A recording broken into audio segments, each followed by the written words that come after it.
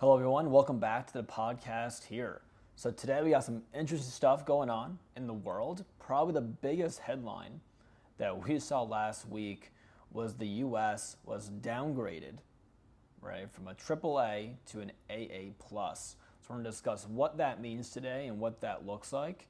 We also have a discussion set up about Roth conversions. A lot of people wonder, how do you do them? How are they effective? Do they actually work? We're going to go over today on some ways they actually do work and the best way to actually go ahead and do them. Now, to start things off, I do want to get into the US getting downgraded. Really big news. And people don't know what that means. Essentially, right? So Fitch Ratings was a company that downgraded them, had them at a AAA. They rate countries based on essentially how trustworthy they are. Are they going to be able to pay their bills back? Are they financially stable? Becomes the question. And the US getting downgraded essentially means that Fitch does not feel like the US is as stable, or the economy is as stable as it was previously. A large part of that is because of the debt the US government is holding. And we're going to discuss the debt, how that works, and what that looks like. But this is big news. The fact that a company came out there and rated the U.S. lower, right, downgraded the U.S., this is the first time since 2011 that this happened, is a big deal. And the reason for that, if your U.S. dollar is there, you're investing in U.S. securities, right, you're investing in treasury bills, which are considered the safest investment out there because of the U.S.'s high rating, and that gets downgraded. Could it slip more? Is it going to go back up to where it is? And what changes does the U.S. government have to make to get back to where they were previously? Now, the debt is becoming a problem. And why? Well, we went over interest rates in the last podcast. Those are going up. If rates go up, and the Fed continues to raise rates, the interest that we pay on our current debt, the current U.S. government debt, which is currently at $31 trillion and increasing every single day by very large margins, that debt is getting risen. We're paying higher interest rates on that money, and that is starting to become one of our biggest expenses as a country. Not military, right? Not Social Security, not Medicare, but U.S. government debt interest is becoming one of the largest payments we have. It's not there yet, but it will be. So let's go over some stats here, so we're not just talking out of thin air. So one, we got right down to AA+. And when looking at this, right now, over the next 10 years, this is projected out. We're looking at $10.6 trillion we're paying in interest alone over the next decade. That's the U.S. government. So currently, we are spending close to our military spending today is what we're spending on interest. And in the next couple of years, it's going to actually be outspending our military spending, which people say, oh, it's ridiculous. For military spending, it's too high. Well, by 2028, so in about 5 years from now, the U.S. government is going to be paying more money on interest than on military spending, our defense spending. Let that sink in. That is not a small number by any means. Currently, right, in the next, you can say 10 years, by 2033, the only things that will be higher than the interest we're paying on this debt is Medicare and Social Security. And Medicare is pretty close, right? So our interest will be the third biggest spending item we have in the U.S. government in 10 years. Right now, it's seventh. And there's a other category that it's basically even with. So it's going to pass our Medicaid, our defense discretionary, our non-defense discretionary, our income security, and other mandatory items we have on the books here. That's a big deal. For those who don't think that's a big deal, right, if rates do keep climbing up, which no one knows where rates are going to go, right? Inflation might be coming in hot the rest of the year, potentially. And that's through some articles I've been seeing where inflation is not slowing down. Yes, the year over year is down to 3%. Well, if you look at the 2-year inflation mark, we are still way above historical averages. Looking at from a year standpoint, yeah, inflation was up 10% last year. Now we're only up 2% from that mark last year. Well, great, but we're still up, and on average, probably 12 to 14% higher than we were 2 years ago. So that's one misconception with this inflation data people don't realize is just because it's lowering and the inflation rate is lowering doesn't mean costs are going down. It means we're not increasing more from where we currently are. So your food bill, your grocery bill, that's not going down, it's not going up as quickly. So a misconception I hear all the time from clients where, oh, inflation, I heard is getting better, but the grocery bill is, it's not getting smaller. And well, yes, you're correct. Unless we hit a negative inflation, we're at -2, you're not going to see prices go down. And odds are we will not see prices go down. It probably won't happen. It's hard to decrease pricing. Now maybe one or two things goes down overall, but odds are we're going to be in a increasing inflation environment, and from what it looks like, it might continue the rest of the year. So when looking at this, looking at everything going on today, that is a problem, because going back to the debt, this debt interest will get bigger and bigger if rates keep going up. If inflation doesn't stop, rates aren't coming down. It's an interesting predicament that we're in here. And what does it mean for you, right? As you're sitting on your couch, listen to this. What does this mean for the average American? Well, a couple of things. If this interest is getting this high down the road, well, a couple of things have to happen. One, the government has to increase their production. What's their production? Well, it's taxes. They're going to have to increase taxes more and more throughout the years here. It's not even conceivable with what they're currently doing. They have to raise taxes probably double from what they are today to even make sense of what they're spending right now. But again, that's not going to happen off the bat.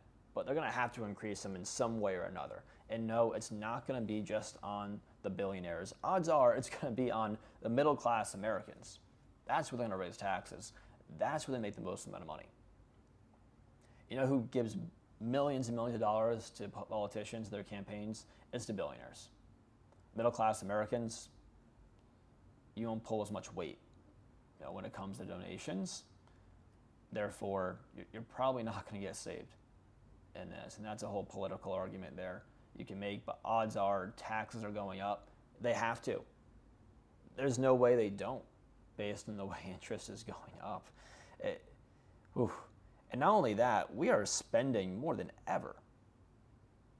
It's not like our interest is going up and that's it. On top of that, we are also spending more money in general.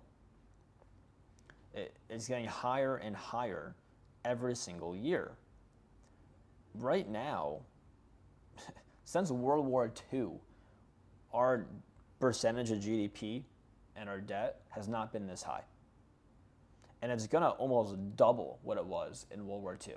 That's our debt percentage of GDP. So the percentage of debt, or our GDP, take that percentage of the debt we have, that's the number we're looking at here. World War II was the last time we were at this level we're at today. And projected-wise, by 2053, based on we just passed the spending agreement a couple months ago here, the next 20 years, we're probably going to be 181% of our GDP. Right now, we're close to 100%.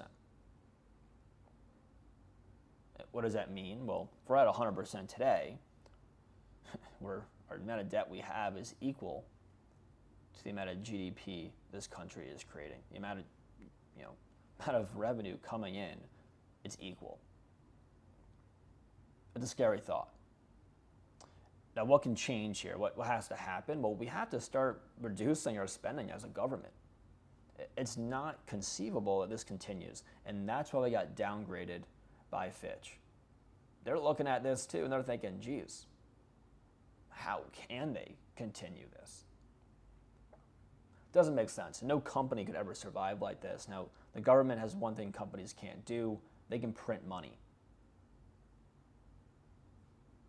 How much can they print? Well, we saw what printing money does. It increases inflation. And that's where we're at today. All this money printing leads to higher inflation, which means higher interest rates, which means that debt gets more expensive anyway. Whew.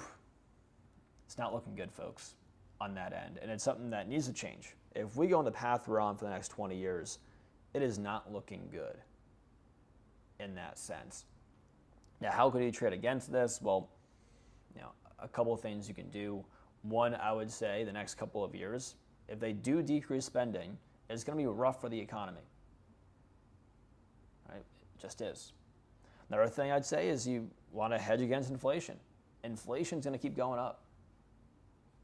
I don't see it stopping because the way we're spending money as a government, I keep printing money, keep doing that whole thing, we're going to keep seeing inflation going on. So I would hedge against inflation. If they lower rates, great. That'll help out on the interest payments, but we're still spending a ton of money. That's the issue. So we'll see what happens there. But very interesting when looking at this, because as the government continues to spend this kind of money, it's going to be tough to come out of. If you look back in 2008, we had, I want to say, $4 trillion in U.S. debt. Now we're at $31 trillion. It's a big difference. And we're not even in a war right now. We're not in a war. We're I guess Ukraine, you could say, but we're not in that. So this is all happening without any kind of major world war happening or anything like that. Imagine that breaks off. Our debt is going to probably double in a matter of a year, if that's the case.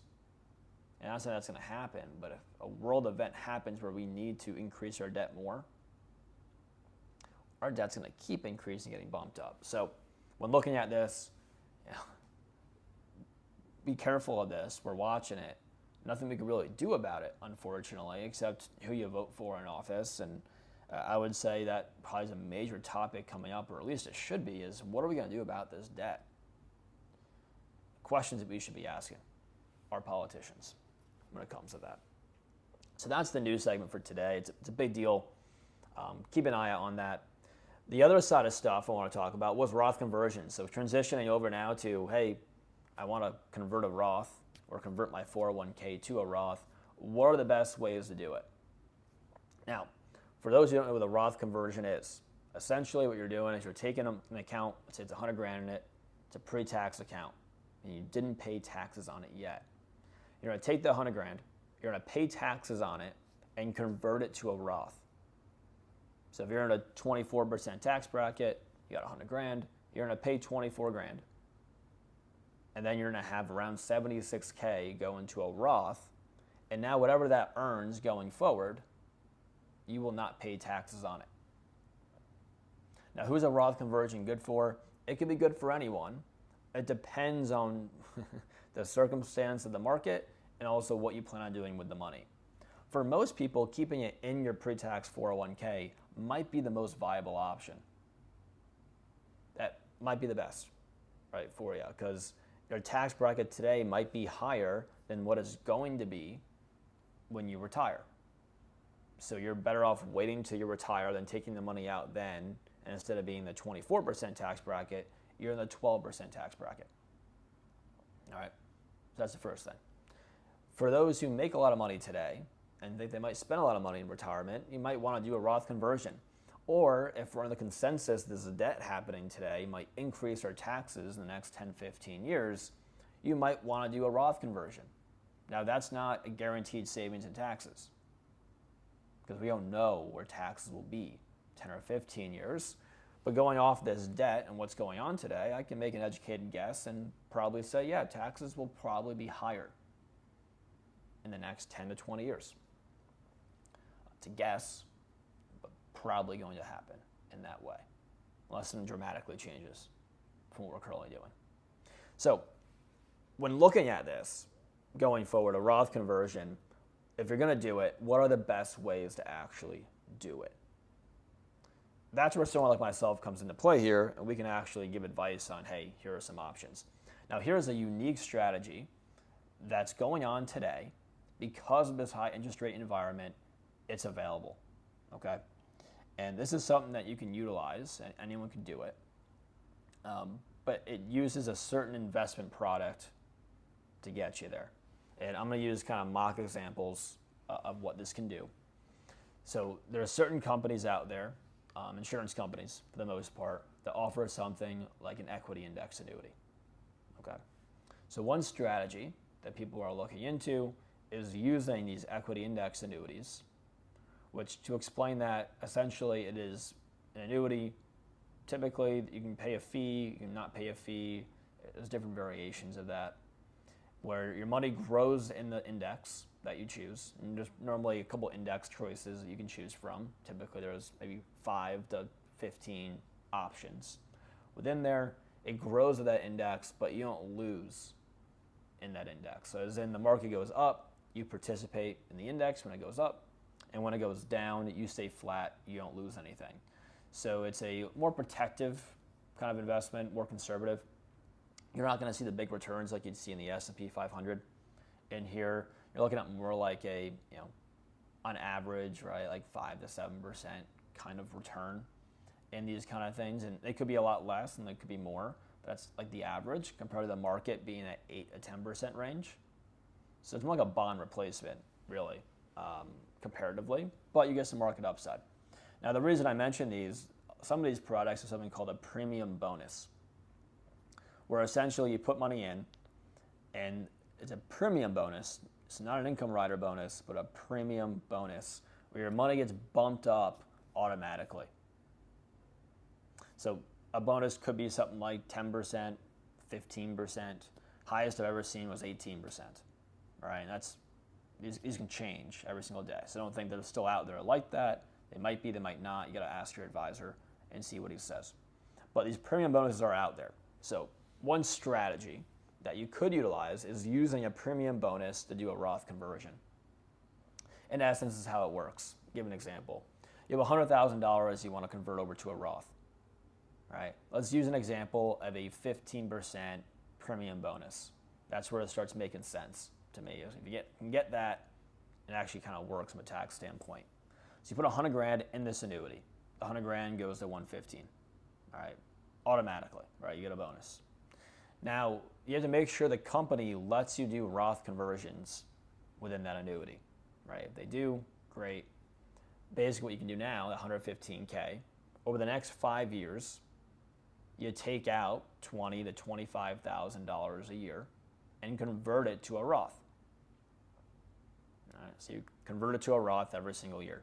Now you got that extra $15K, which will help cover a portion of the taxes you have, but it's also growing. So keep in mind, if you were to grow these at 4% a year, got more conservative, and you did that over time there, what ended up happening in 5 years, when all the money is now converted to Roth, and if you got a decent return of 4% a year, if you got more, even better, if you got 4% a year, you should have around the same amount of money you had in your pre-tax account now in your Roth account.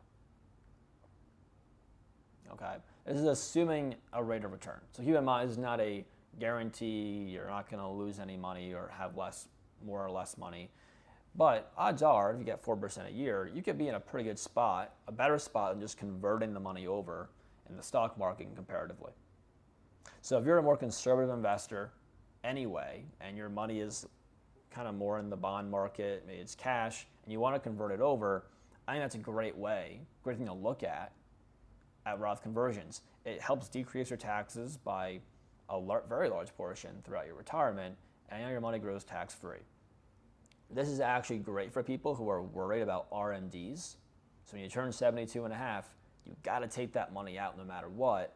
If that's a worry for you, which for a lot of people, if you got over $1 million in there and you don't plan on spending a lot of money in your retirement, it should be a concern, frankly.